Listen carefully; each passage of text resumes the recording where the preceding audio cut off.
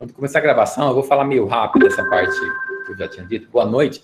Olha, o conteúdo de hoje é sobre esse artigo chamado Matemática Minimalista, Menos é Mais, né? Então, basicamente, ele apresenta uma metodologia minimalista para produzir materiais didáticos, partindo de um resumo, adicionando exemplos e trabalhando um passo de cada vez. Então, nesses itens aqui, 1 e 2, ao ler fica claro. Na seção 3, no item 3, desculpa, nessa seção nós incluímos diretrizes para criar materiais didáticos de matemática.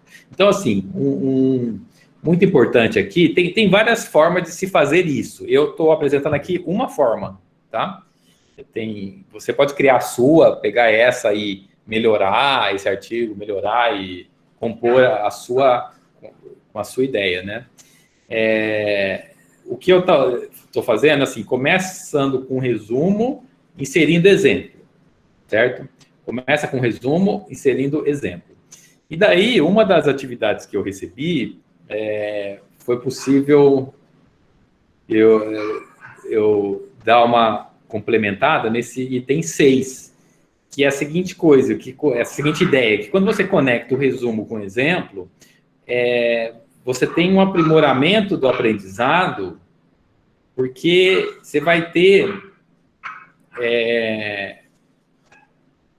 como é que eu posso falar? Você vai ter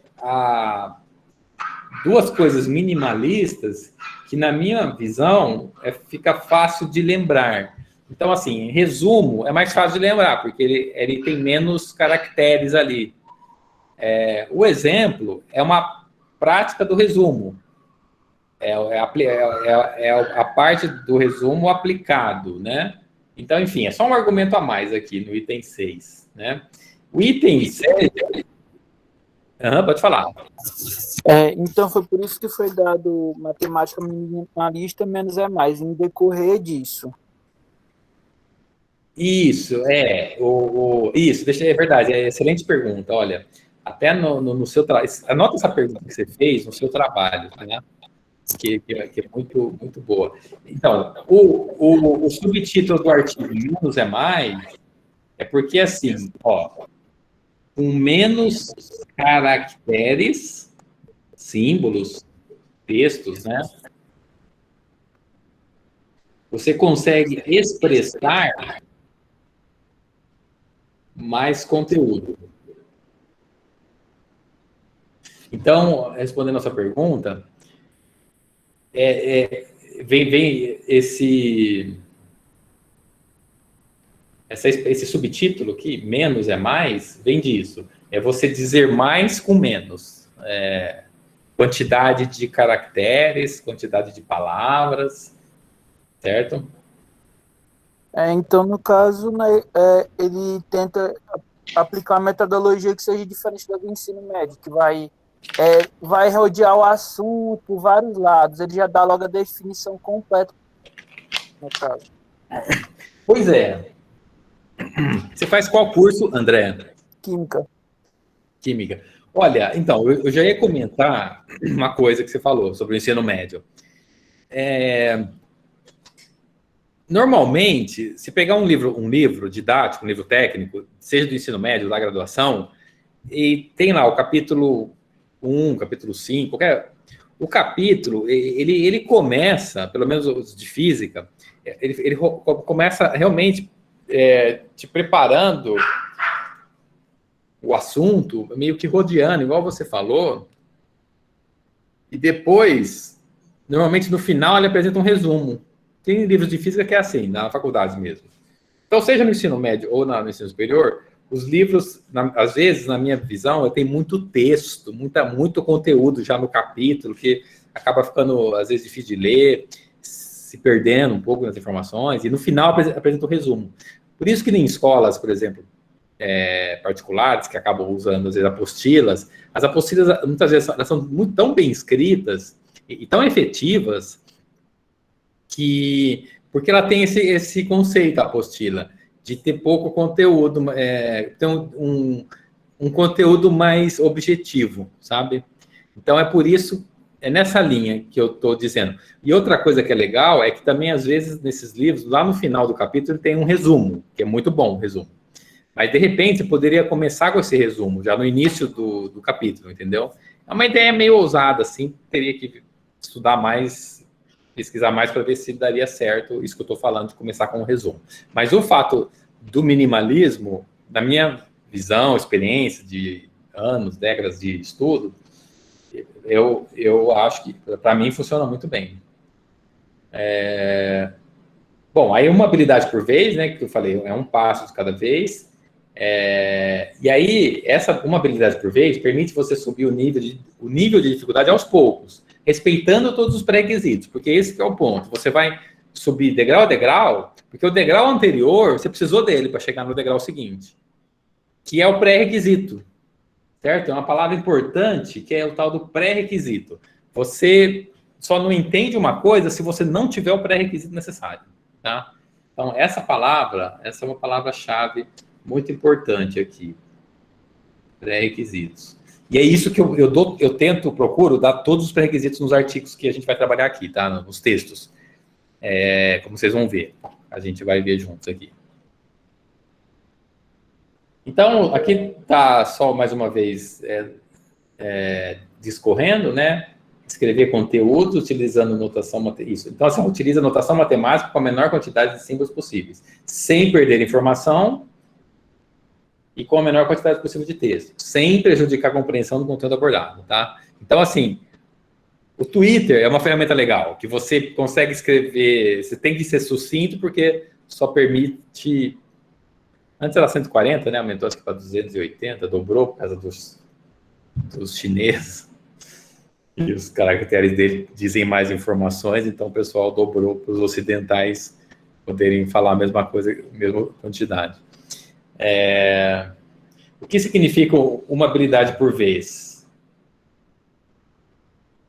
Assim, você vê, está sendo repetitivo, redundante, mas é uma redundância boa, na minha opinião, porque é você explicar a mesma coisa, mas de formas diferentes, que aí você consegue permear ali o que está querendo dizer. Então, você faz um aumento gradual no nível de dificuldade, só isso. Isso que é uma habilidade por vez. Aumento gradual do nível de dificuldade. Em outras palavras, estamos querendo dizer que cada exemplo inserido aumenta gradualmente apenas um conteúdo, né, uma habilidade ou um conteúdo por vez. Enfim, aí aqui é só uma discussão rápida que eu quis fazer desse artigo, que é um artigo mais de ensino do que de matemática, um artigo de ensino, né, um artigo de ensino puro, independente da área, porque eu estou aplicando isso na matemática, mas pode aplicar na física, na química, na biologia e, de repente, em outras áreas também.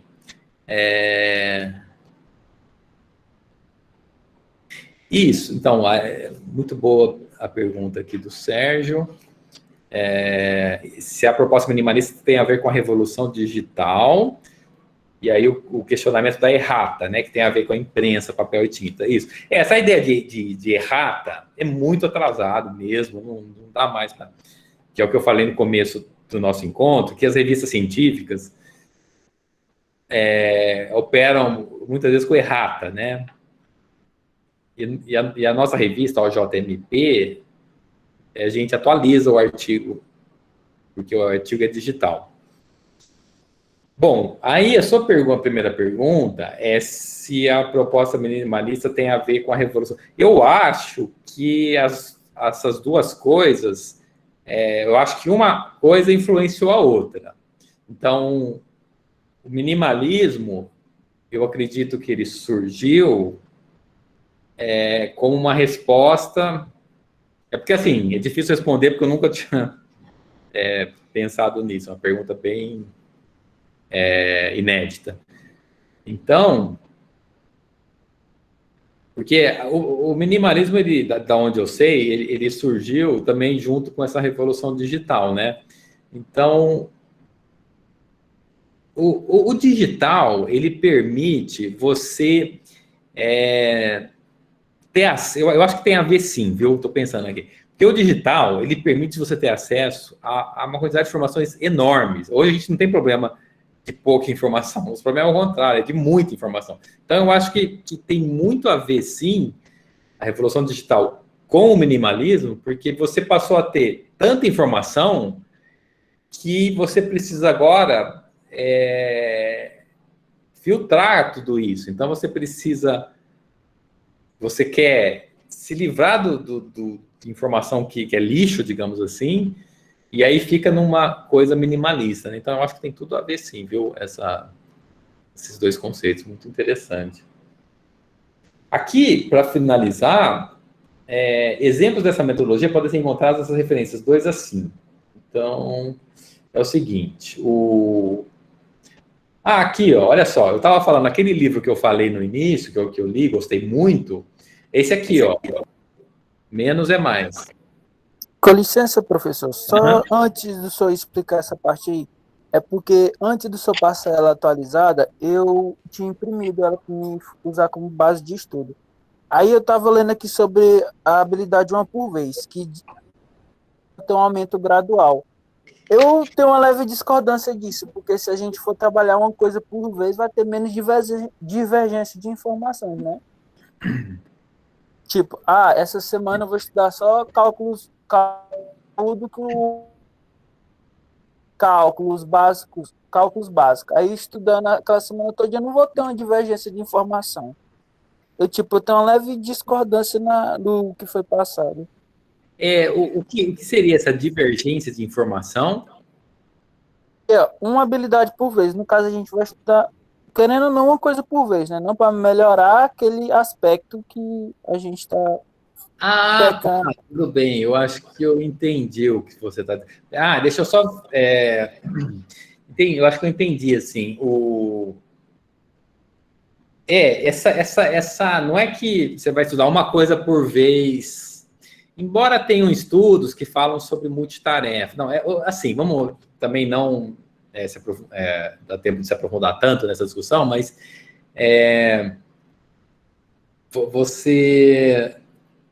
assim, vocês, como alunos, vocês fazem 5, 6 disciplinas. Então, claro, vocês têm que, às vezes, em um dia, estudar para 2, 3 disciplinas, né? Então, esse uma habilidade por vez é aplicado especificamente na resolução de um problema. Assim, é um passo, né, de cada vez. Basicamente, eu entendo, e até uma coisa, por exemplo, interessante, eu vou anotar aqui, que eu estava até falando, que é habilidade, conteúdo, né, conteúdo,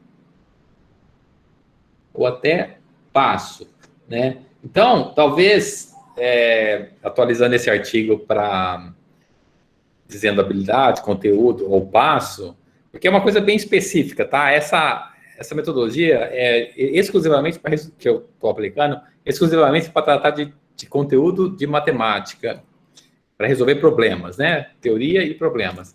Então, não é assim, aplicar em tudo, só vou fazer uma coisa só, não é nesse sentido. E, como o Sérgio colocou aqui, eliminar os excessos. Tem até um nome para isso, que é a navalha de Ockham, né? Ockham chama navalha de Ockham. Apesar que o nome navalha não é muito... Mas é porque de cortar mesmo gordura, alguma coisa nesse sentido. Mas isso esse Ockham é o nome de um cientista que, quando ele, há 100, 200 anos atrás, que ele propôs isso, ele foi muito criticado, aliás, porque a ciência era extremamente rebuscada, enfim, era mais... a notação era mais rebuscada do que é hoje. Então, cada vez mais, nós estamos democratizando mais a ciência, tá? Quando eu falo ciência, biologia, física, química e matemática. Especialmente a matemática. Porque se a matemática simplifica a notação, isso impacta diretamente na física, por exemplo, né? Mas eu pus o nome aqui para quem quiser pesquisar sobre esse conceito.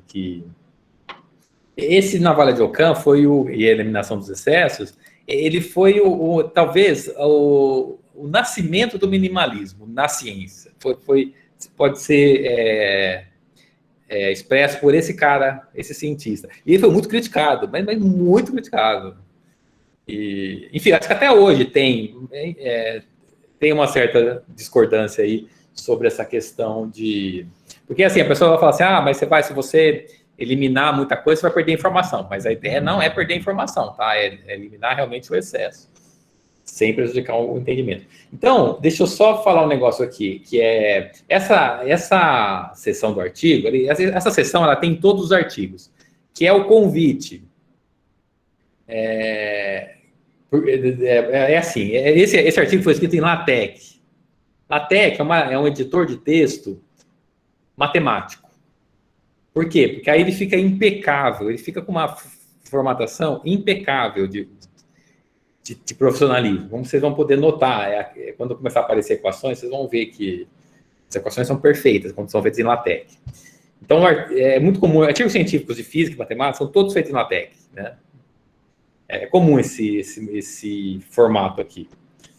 Então, aquilo que eu estou dizendo é porque tem, tem o link do projeto, tem um link que ele contém todos os arquivos necessários, inclusive esse é o arquivo fonte desse artigo, está lá. Então, se alguém quiser pegar esse artigo, melhorar, utilizar ele citando, conforme a licença Creative Commons, não estou falando em copiar, em plagiar, nem copiar-colar, porque existe uma licença chamada Creative Commons. Daí você vai, pesquisa na licença Creative Commons, o que você pode fazer, o que você não pode fazer, como que você tem que citar, entendeu? Assim, né, a gente está vivendo uma época muito rica de novidades, né? Então, é chamado de CC, que é Creative Commons. Mas, então, é só para falar dessa seção. Aqui, esse livro que eu comentei, eu recomendo, tá? Quem gostou do minimalismo, lê esse livro, depois outros que tem. Eu gostei muito. Ela é uma minimalista nata, assim. Então, o capítulo é dividido em várias partes. Por exemplo, minimalismo na cozinha, minimalismo no quarto, minimalismo em várias partes da casa e algumas partes da vida. É bem legal, né? Esse segundo link é o link... Olha só que interessante. Esses artigos que vocês estão baixando em PDF, independente do leitor que você tiver, pode clicar no link que ele já abre o link, tá? O LaTeX ele foi programado para que qualquer aplicativo que você tiver, se você clicar, ele abre o link. Então, eu quero ver que... Eu sempre coloco o link, que quando existe o link eu sempre coloco. Porque você está lendo, citou, falar que não sabe o que é esse referência 2. Você clica lá, já abre, você vai ver o que é. Então, as outras referências são os artigos que a gente vai estudar. Matemática zero, para que servem os números, propriedades reais. Esse que eu publiquei hoje ou ontem, né? Hoje é 27, não, então foi hoje. Enfim, e a referência 6 é o link do projeto, da plataforma que gerencia o projeto da revista. Mas assim, para ficar mais simples, esse link é o link onde estão todos os arquivos necessários e reprodutíveis que a revista publica. Então, todos os arquivos fonte, de texto, arquivo de programação, vai estar tudo nesse link aqui, tá?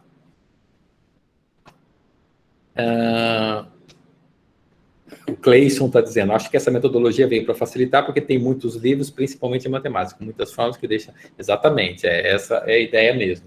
E aqui, ó, este artigo, então é o seguinte, vejam como que é a característica do artigo. Ele tem esse código aqui, é apenas um código identificador único, tá? Cada artigo tem um código único. Então, se você falar HG, é esse artigo, que tem um número também, uma numeração. Esse é o artigo de número 185. O ISSN é o código internacional, é o número, né? É um número internacional de revistas que publicam, de periódicos, de plataformas que publicam periódicos, né? De periódicos que publicam artigos, de revistas científicas, eu acho que para facilitar, né? ISBN é para livro e ISSN é para revista científica.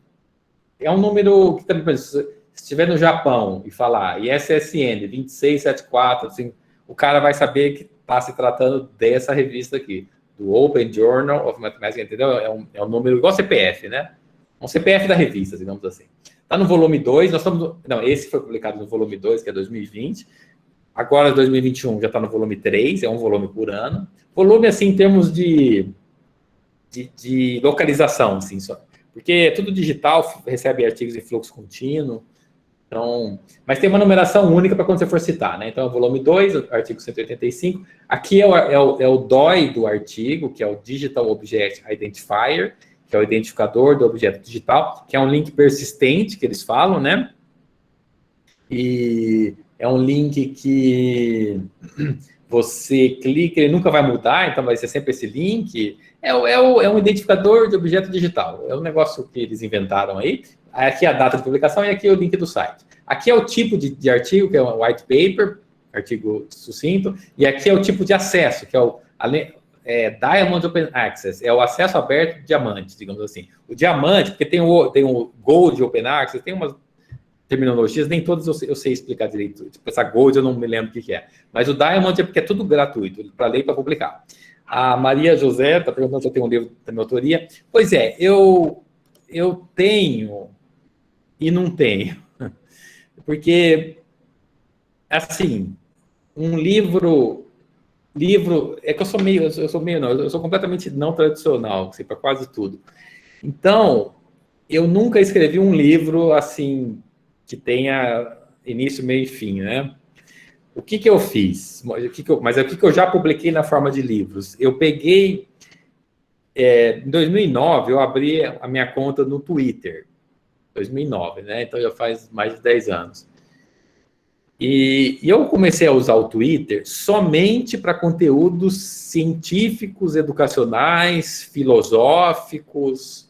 Só deve ter uns 15 mil tweets lá, só disso, né? Aí eu peguei esses tweets, eu gosto tanto desses tweets, que eu falei, vou transformar ele num livro. E transformei ele num livro digital, né? E deixei na Amazon disponibilizado por um tempo. Depois eu tirei ele do ar, porque eu achei que pudesse estar meio desatualizado. Não, é porque também você tem maneiras de acessar esses tweets também de outra forma, né? Mas, por isso que eu falei, tem e não tem. Eu já publiquei, mas tirei de edição, assim, por serem mais livros não tradicionais. Mas hoje eu estou muito focado em escrever artigos, que é mais curto, você consegue passar mais mensagem. Eu acho que se eu escrevesse um livro, ele ia ficar muito não linear, assim, com vários assuntos. O título teria que ser alguma coisa assim, aleatória, né? Mas obrigado pela pergunta. Isso, aí eu expliquei aqui o cabeçalho para poder ir compreendendo mais o contexto da revista. Então, nós vamos iniciar o próximo assunto. Então, eu vou parar esse vídeo para começar um outro.